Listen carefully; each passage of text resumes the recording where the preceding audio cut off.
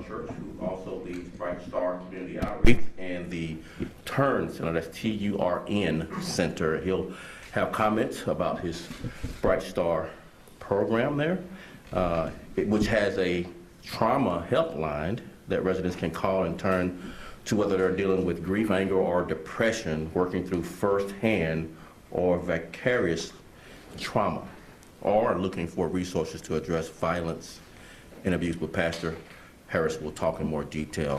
I wanted to go over a couple of things. First of all, turning to public safety, we continue to see significant declines in gun violence in the city, with over 600 fewer victims of gun violence so far this year, 605 to be exact. We're continuing to see significant decreases in homicides. Homicides are down 15%, and we're seeing significant decreases in shootings. Shootings are down 19%.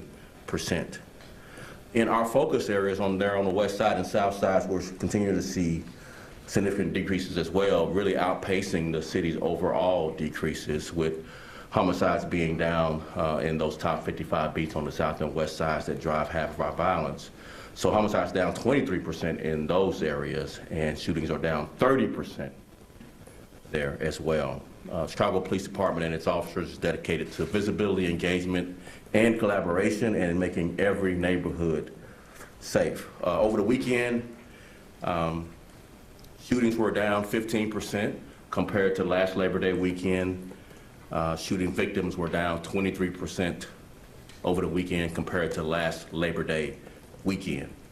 Across the city, officers have arrested 998 offenders so far this year for carjacking-related offenses.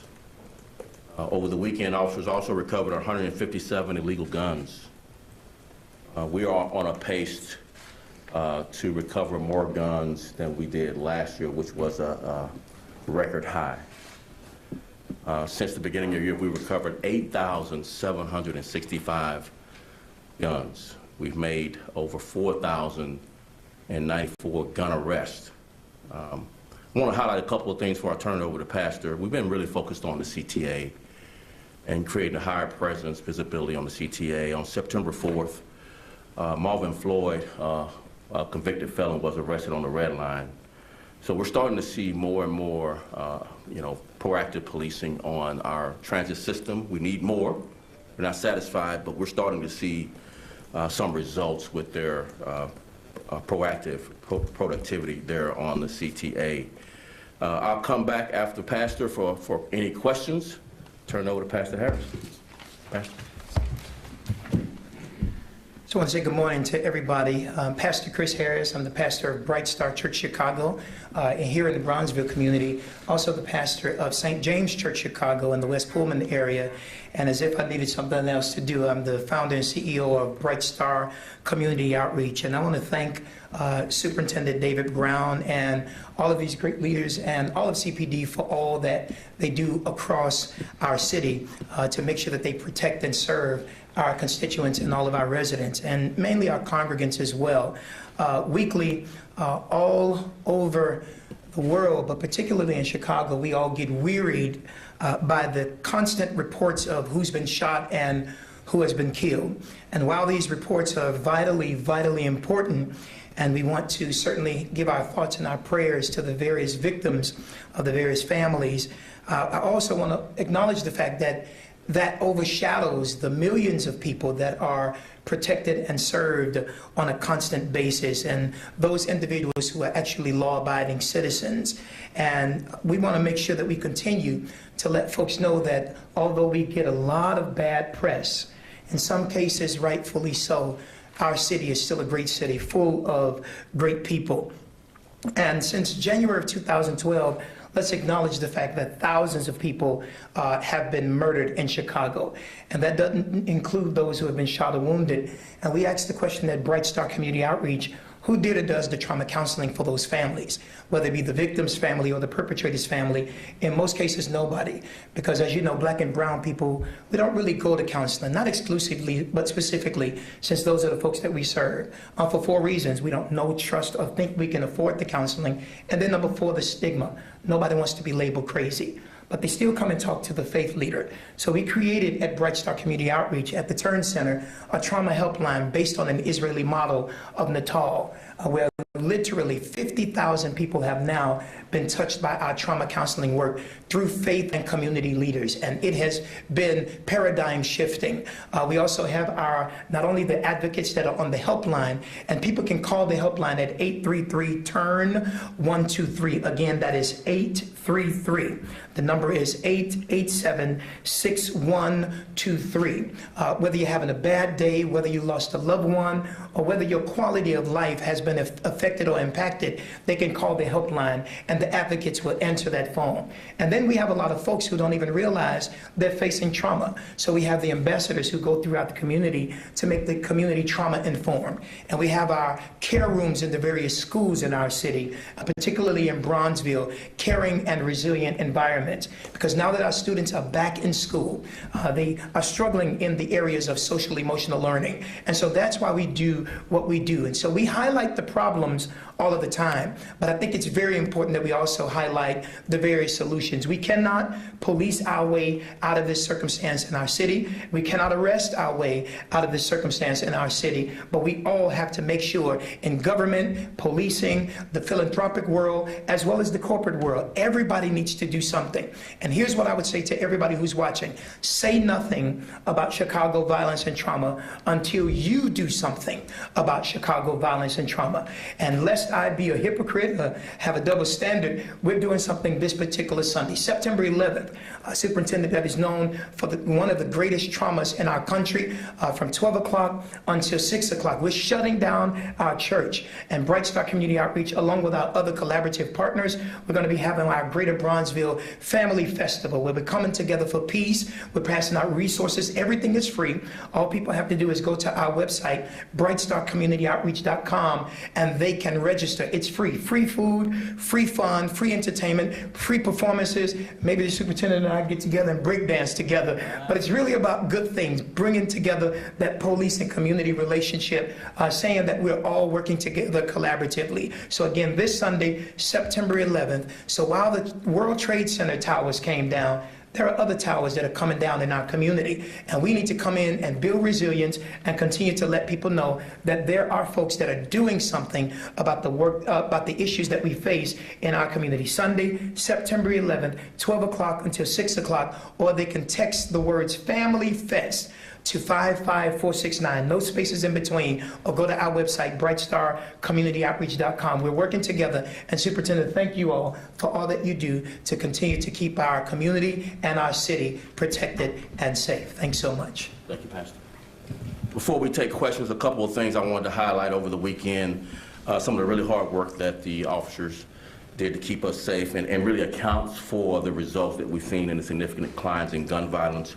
Demarion Garin, an 18-year-old, was arrested on August 31st for in charge with 1 felony count of first-degree murder. Christian Thompson, he was arrested on August 31st. He was charged as well with felony count of first-degree murder. And then LaQuinton Walton was arrested on September 1st and charged with 1 felony count of first-degree murder. There were 2 arrests for attempted murder. Andre Davis was arrested for 2 felony counts of attempted first-degree murder.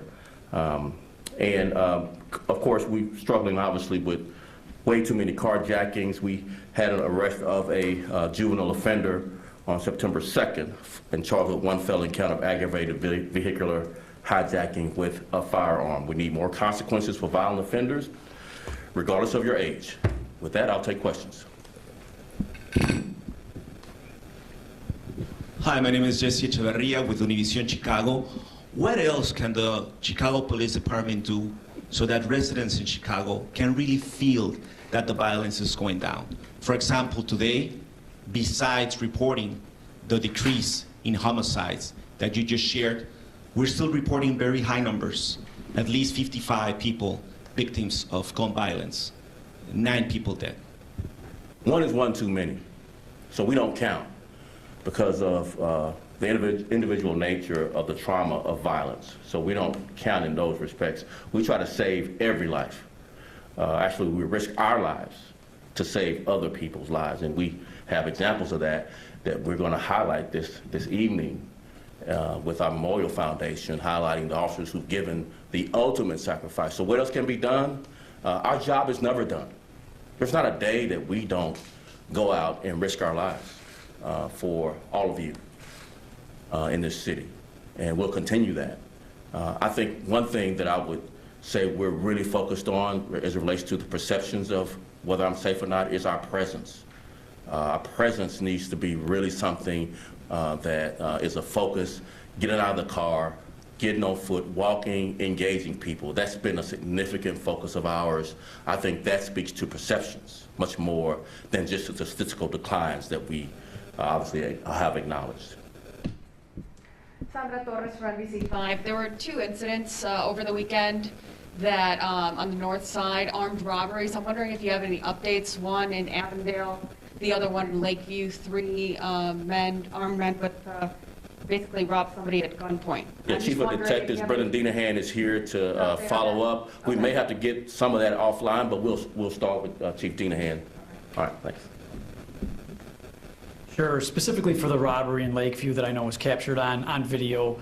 So the detectives created a crime pattern, and that's part of an ongoing crime pattern with these offenders. So what I would ask for is we believe that somebody knows who these offenders are, and the detectives, due to the fact these guys come out, they're masked, they have the gaiters, they're kind of over their faces, as you can see how on that one video how quickly it happens. But we believe that somebody knows who these individuals are. The victims would have a very difficult time even making an identification based upon the masks, but somebody knows who these people are. They go back to their homes and wherever they are from, and we're certain that somebody knows that these people are committing these robberies. So we're asking somebody from the public to step forward and help us identify these individuals, and then the detectives can kind of go to work, and go backwards and charge these guys with crimes. At this point, do you believe it's the same crew that robbed somebody else just about a mile and a half away in Avondale? I'm not sure if it's connected to the Avondale one. What I could tell you is that the detectives did create a crime pattern, and we'll get that to you offline, and I'll see if that Avondale one's on there. But we believe they're related to several. Thank you.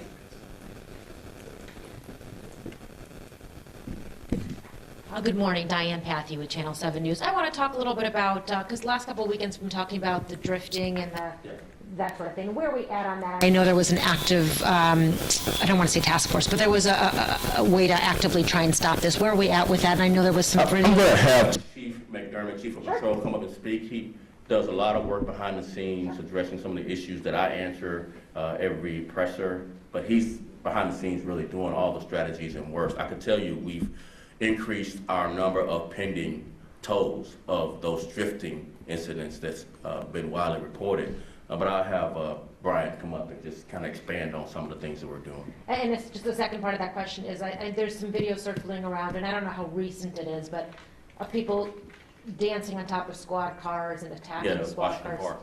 Yeah, if we can just also answer that, thank you. So like the soup said, we did create our caravan task force. We do have the ability to scale up our response up or down at any given time. So like over the weekend, we didn't have any car caravans, so we were ready to stage in all 5 of the city's areas if we needed to. Any caravans moving forward, we do have that ability, so we'll be ready. These caravans come in force, 200-300 cars at a time. Once we break up an area downtown, they'll split off to different areas of the city. So one of the problems we've been having is chasing them to different areas of the city. So now we're going to pre-stage, and when they go to these areas that they know they're going to go to, we'll be there ready for them. So we've been using this new ordinance to our advantage. Last time the caravans came out, we did make 9 arrests. We impounded 7 vehicles, and we identified 21 different cars for future impoundment. And I told you guys at the last press conference last week that for those of these people that think they got away with these crimes, they haven't, right? And I said that we're going to work relentlessly to identify additional vehicles after that press conference. And since that press conference, we identified another 22 cars for a total of 43 cars now that are eligible for future impound. So by the time our administrative process is over, These people that think they got away with these crimes will find themselves with no car and facing a fine of up to $10,000. So we do have a plan moving forward. We also coordinate with multiple city agencies, including OEMC, Streets and Sanitation. We have large equipment such as cell trucks, additional tow trucks out there. We do have mobile pods and LPRs that will move into the locations where we know these caravans are going, so we can easily identify these cars in the future. And we have, in addition to that, on that same subject, and I'll get to Washington Park here in a minute, but we have sent more amendments to City Hall on the ordinance. It's slightly too bureaucratic, not any immediate consequence. So we want to kind of tweak it just a little. Hopefully those conversations be fruitful here in the future with tighter restrictions, more immediate consequence for drifting and drag racing, particularly the sideshow, the people, all the spectators. We really want to have a portion of that ordinance address the sideshow, and then once other cities have done this, and we think it's been very effective in a couple other cities we've talked with. So the spectators should be the next thing on our list of things to amend for the ordinance. At Washington Park, officers responded to that. We dispersed the crowd. I don't believe we made any arrests. Unfortunately, teenagers with nothing to do, Pastor, went too far, and they ran off once we dispersed the crowd. We weren't able to make an arrest on that, but we discourage, obviously, all that behavior, and we encourage more positive interactions. So if any of those kids are listening, September 11th, I think you ought to stop by Pastor Harris's church. Absolutely. Oh, I'm sorry, Washington Park, we did tow 5 cars for Washington Park. All right. All right, Eric Rung, WGN-TV. Sorry. Pastor, I have a question for you. And it was kind of addressed, but I wanted to talk to you specifically about the perception. And when you hear the numbers are down, are people in your congregation, the people that you're counseling, the people that you work with, is their perception that crime is going down? How do they feel? Do they feel safe?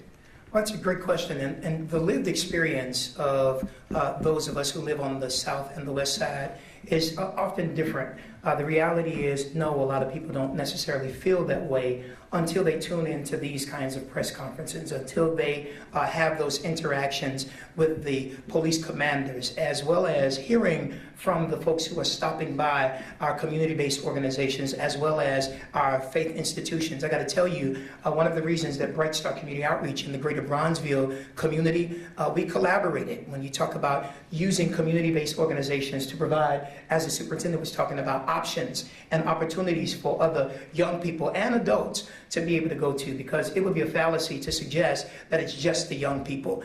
Families need something to do, and we took all of the community-based organizations in the greater Bronzeville community, got $1 million from MacArthur Foundation, and we began to do work together collaboratively, because if we are not necessarily the resource at Bright Star Community Outreach, we want to be the referrer to the resource. And as a result of that collaboration in the greater Bronzeville area, 67th South, 22nd North, Lakeshore Drive, Dan Ryan, that collaborative effort has resulted in 14% drop in robberies, a 10% drop in aggravated assault, and a 17% drop in shootings in the greater Bronzeville area. So this is why we're saying it's so important that we have the philanthropic community to continue to invest in these underserved communities and underinvested communities. We need the corporate community, philanthropic community, and various residents who say we want to be a part of the solution. That's why we cannot just say it's just police, it's just government, it's just the faith leaders. We have to hold everybody accountable. What are you doing? So some people do not feel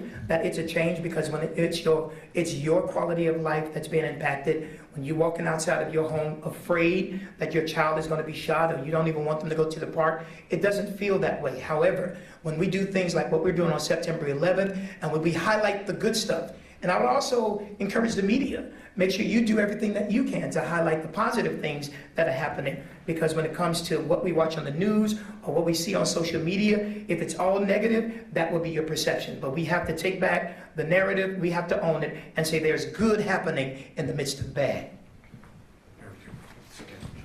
Preach.